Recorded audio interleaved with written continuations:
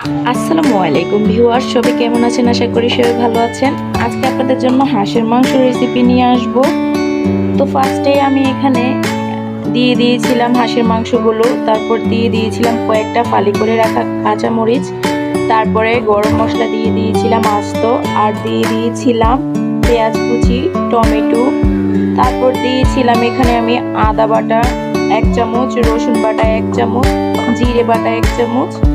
তো দেওয়ার পরে এখন আমি এখানে দিয়ে দিব হচ্ছে গিয়ে মরিচের গুঁড়ো দিয়ে দিব। এখানে আগে লবণ দিয়ে দিয়েছি, তো লবণ দেওয়া হয়ে গেলে পরিমাণ মতোই আমি লবণটা দিয়েছিলাম। তো এরপর হলুদের গুঁড়ো দিয়ে দিয়েছিলাম,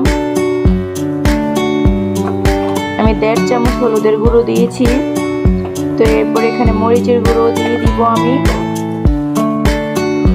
তো এখানে দিয়ে দিয়েছিলাম আমি ধনিয়ার গুঁড়ো, এরপর এখানে দিয়েছিলাম গরম মশলা গুঁড়ো দিয়ে দিয়েছিলাম। তো এরপর এখানে আমি গোলমরিচের গুঁড়ো দিয়েছিলাম।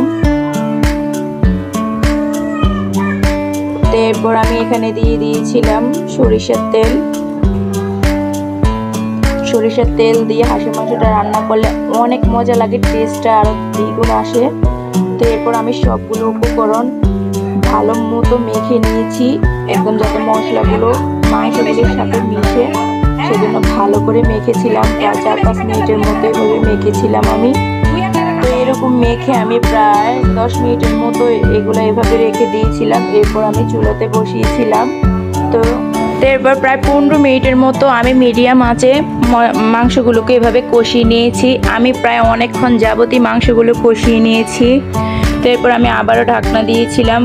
তারপর আমি আবার 15 মিনিট পরে উঠিয়ে আবার নাড়াচাড়া দিচ্ছি, আর একটু একটু করে পানি দিয়ে মাংসগুলো কষাচ্ছি। যত বেশি মাংসগুলো কষাবেন তত হাঁসের মাংসের যে এক্সট্রা গন্ধটা ওইটা চলে যাবে। তো তারপর আমি এখানে কিছু আলু মানে মাংসের মতো কুচি করে দিয়েছি। এরপর এখানে আমি দিয়েছি 2টো রসুন। আপনাদের ভাইয়ার হাঁসের মাংস বা মুরগির মাংস কিংবা গরুর মাংসের সাথে আস্ত রসুন অনেক পছন্দ করে, সেই জন্য দিয়ে দিয়েছি, আপনাদের ভালো লাগলে দিবেন। তো এরপর আমি সবগুলো উপকরণ ভালো করে একটু মিশিয়ে নিচ্ছি। আমি কিন্তু সবগুলো রেসিপি অনেক সহজ করে দেই, মানে কারো মতো এক্সট্রা কোনো মশলা বা কোনো কিছু অ্যাড করি না, সাধারণ রান্নার মতোই আমি রান্না করি। তো আপনাদের ভালো লাগলে এইভাবে ট্রাই করতে পারেন। তো এরপর আমি আবারও একটু পানি দিয়ে ঢাকনা দিয়ে